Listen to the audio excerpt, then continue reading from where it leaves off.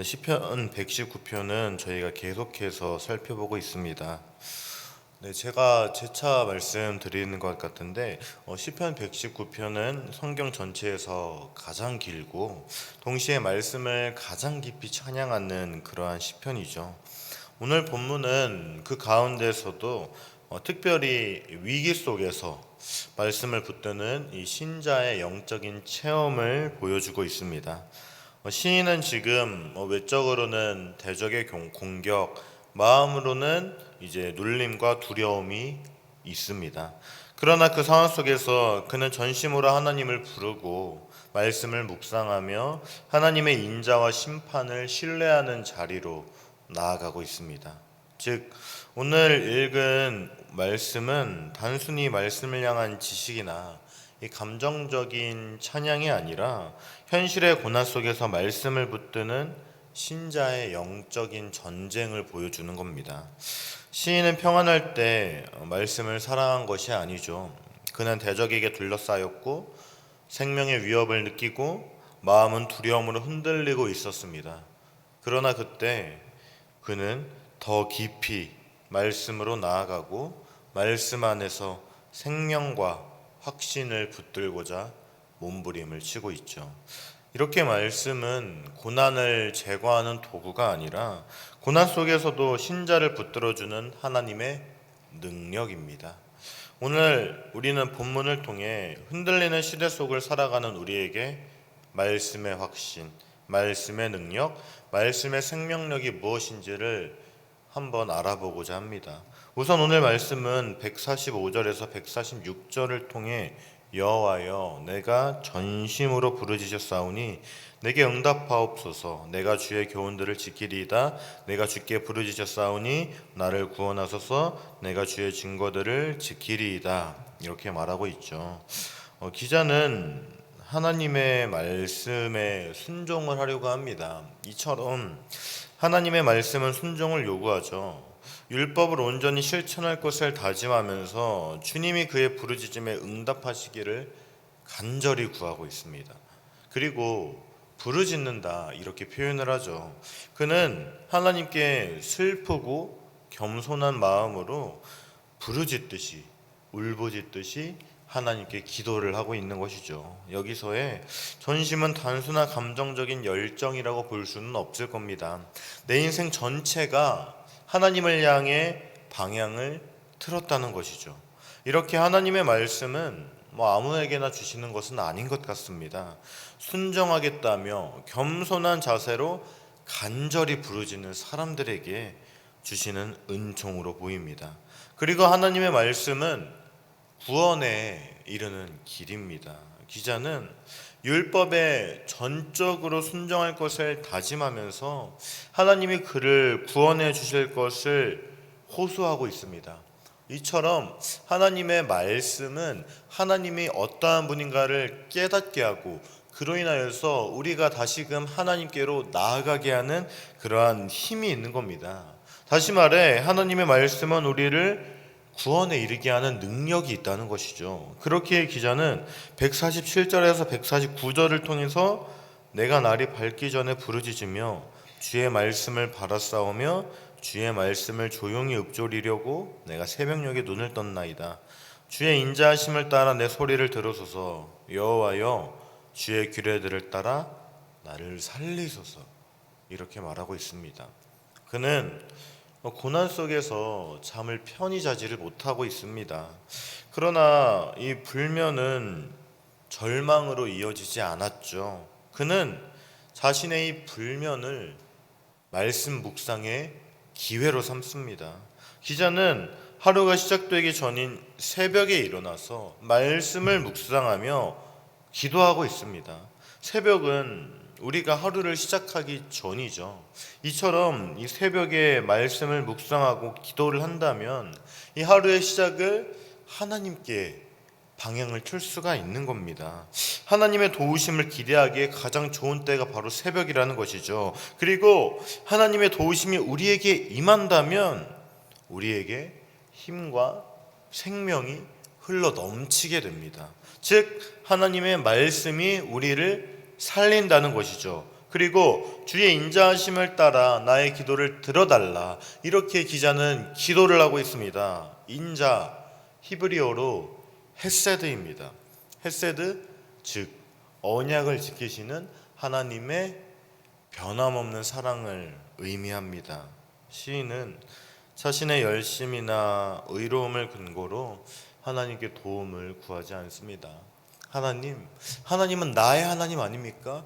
하나님, 저희에게 자비를 베풀어 주시옵소서. 하나님의 그 변함없는 사랑을 나에게 보여주시옵소서. 이러한 마음으로 기도를 하고 있다는 겁니다. 그리고 150절에서 152절은 악을 따르는 자들이 가까이 왔사오니 그들은 주의 법에서 머니이다. 여호와여, 주께서 가까이 계시오니 주의 모든 계명들은 진리니이다.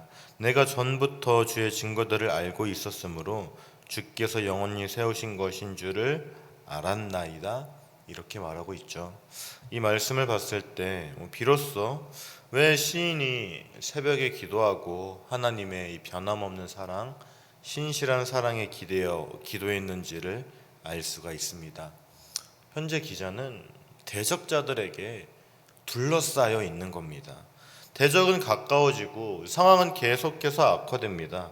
그러나 이러한 상황 속에서도 시편 기자에게는 하나님의 말씀이 있었습니다. 악인은 율법에서 멀리 떨어져 있지만 의인은 항상 말씀의 곁에 있습니다. 즉 하나님의 말씀은 우리 곁을 지키는 진리라는 겁니다.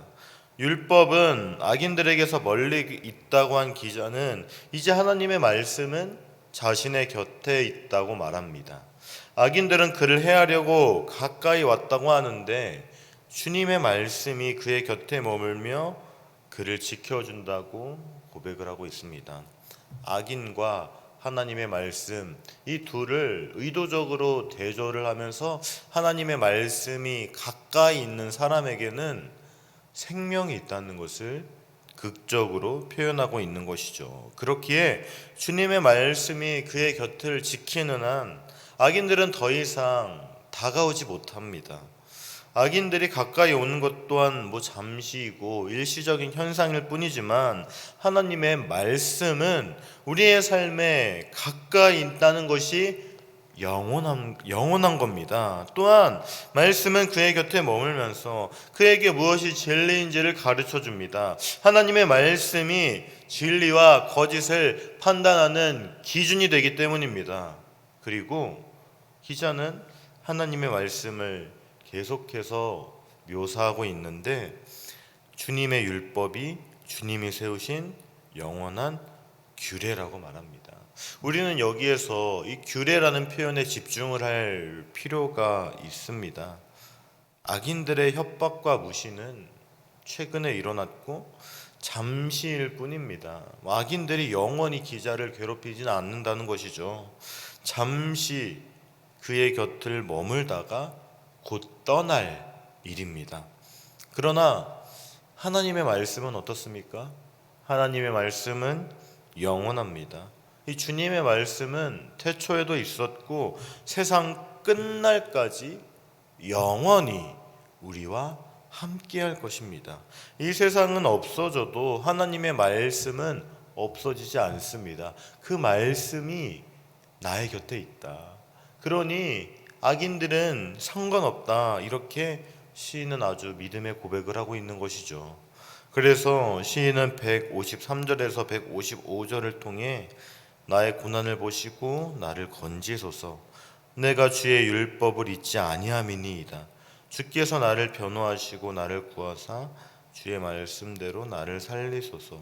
구원이 악인들에게서 멀어짐은 그들이 주의 율례들을 구하지 아니함이니이다. 이렇게 말합니다. 하나님의 말씀은 우리를 고난에서 건지십니다. 기자는 자신이 큰 고난 중에 있다고 말합니다. 그런데도 좌절하지 않고 오히려 율법을 붙드는 것은 하나님이 그를 건지실 것을 확신하기 때문입니다. 하나님의 말씀은 고난 중에 있는 우리를 구원하는 힘이 있는 겁니다. 왜냐하면 하나님의 말씀이 우리를 변호하기 때문이죠. 기자는 하나님이 변호하시고 살려달라고 호소하고 있습니다. 말씀은 우리가 의롭게 살다가 곤경에 처할 때 주님이 우리를 구원하실 것을 약속하고 있습니다. 그리고 156절에서 158절 말씀은 여호와여 주의 긍휼이 많으오니 주의 규례들에 따라 나를 살리소서. 나를 핍박하는 자들과 나의 대적들이 많으나 나는 주의 증거들에서 떠나지 아니하였나이다. 주의 말씀을 지키지 아니하는 거짓된 자들을 내가 보고 슬퍼하였나이다. 이렇게 말하고 있죠. 이제 오늘 본문의 후반부에 다다르고 있습니다. 그리고 이 후반부를 지나면서 이 고난 중에 말씀을 붙든 신자가 어떻게 다시 살아나는지를 말하고 있습니다. 기자는 하나님의 자비를 갈망하며 하나님의 말씀은 생명이라고 말합니다. 기자는 하나님께 율법을 따라서 자신을 살려달라고 기도합니다. 왜냐하면 이 하나님의 말씀은 하나님의 약속이 담겨 있기 때문입니다. 그 하나님의 약속이 신실하게 이루어지게 해달라며 하나님의 그 약속을 이루어달라며 기자는 지금 그 언약의 근거에서 기도를 하고 있습니다. 그는 생명을 위협하는 곤경에 처해 있었습니다. 이러한 상황 속에서 그에게 유일한 소망은 오직 하나님의 말씀뿐이었습니다. 왜냐하면 이 하나님의 말씀 안에는 하나님의 언약, 즉 하나님의 약속이 담겨 있기 때문입니다. 하나님께서 나의 하나님이 되어주신다고 그렇게 약속하지 않으셨습니까? 어서 나를 도와주시옵소서. 이러한 마음가짐으로 기자는 기도하고 있다는 것이죠. 물론 이 하나님의 말씀은 우리들에게 위로와 평안만을 주는 것은 아닙니다. 헌신을 요구하기도 하죠. 기자는 온갖 원수들에게 시달리고 있습니다. 원수들이 시편 기자에게 원하는 유일한 것은 율법을 떠나는 일이겠죠. 하나님을 부인하라는 말입니다. 그러나 핍박이 강해질수록 말씀을 떠나지 않겠다는 그의 각오도 더욱 강해질 뿐입니다. 말씀은 경우에 따라 온갖 희생을 요구하기 마련입니다. 그러나 하나님의 말씀은 여기에서 큰 반전을 가져다 줍니다.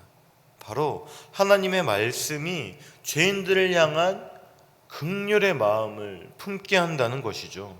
말씀에 흠뻑 젖어 사는 기자를 슬프게 하는 악인들이 주변에 도사리고 있었습니다. 하나님의 말씀을 업신여기고 하나님의 말씀을 지키지 않는 자들이었겠죠. 앞에서 기자는 이들의 행동에 대하여 분노를 하고 있지만 이번에는 슬퍼합니다. 하나님의 말씀은 우리가 악인들을 정죄하기보다는 안타까워하기를 원하기 때문입니다. 그리고 159절에서 160절은 내가 주의 법도들을 사랑함을 보옵소서. 여호와여 주의 인자하심을 따라 나를 살리소서. 주의 말씀의 강령은 진리이오니 주의 의로운 모든 규례들은 영원하리이다. 이렇게 말하고 있습니다. 결국 하나님의 말씀이 우리를 살리는 겁니다. 기자는 하나님이 그가 주님의 율법을 얼마나 사랑하시는지 헤아리시고 그를 살려달라고 그렇게 이야기를 합니다. 이 말씀에는 사람을 살리는 힘이 있기 때문입니다. 또한 기자는 죽은 사람은 아무것도 못한다는 사실을 잘 알고 있기 때문에 살아서 하나님의 말씀을 더 사랑하고 더 순종하기를 바라고 있습니다. 결국 기자는 하나님의 말씀은 영원하다는 그러한 믿음의 고백으로 오늘 시편 말씀을 마무리하고 있습니다. 주님의 말씀은 진리이고 모든 율법은 의롭기 때문입니다. 하나님의 의로운 진리인 이 말씀은 영원할 것이기 때문입니다. 사랑하는 여러분, 이렇게 오늘 본문은 말씀을 사랑하는 시인의 고백이지만 동시에 모든 신자의 현실적 믿음의 여정을 보여줍니다. 고난이 찾아오고 악인이 우리를 둘러싸기도 합니다. 우리의 마음은 때로 흔들리기도 하며 이 구원이 멀어진 것처럼 그렇게 느껴질 때도 있습니다. 그러나 그 순간 시인은 우리에게 단순한 진리를 말해주고 있습니다.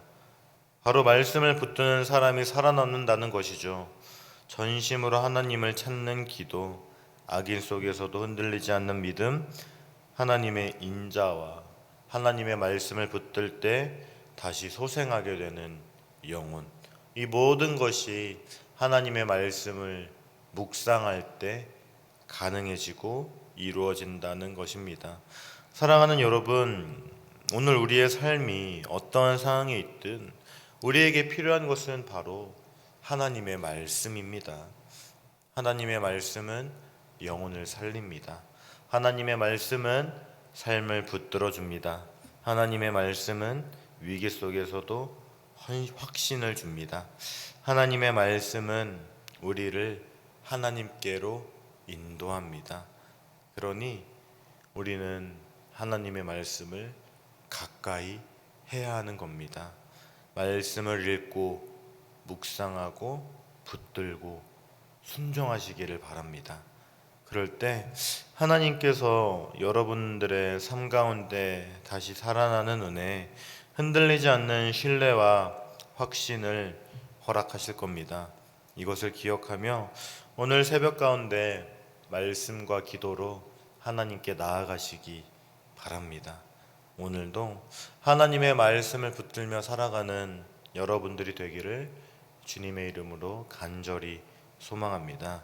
이 시간 말씀을 기억하며 기도하겠습니다. 첫째, 전심으로 하나님의 말씀을 붙잡으며 살아가는 믿음으로 살아가게 하소서. 둘째, 악인의 포위 속에서도 말씀을 붙드는 믿음을 허락하소서. 셋째, 어떠한 상황이라도 하나님의 말씀이 나를 살린다는 사실을 기억하며 살아가게 하소서. 이러한 기도 제목으로 다 함께 기도하겠습니다.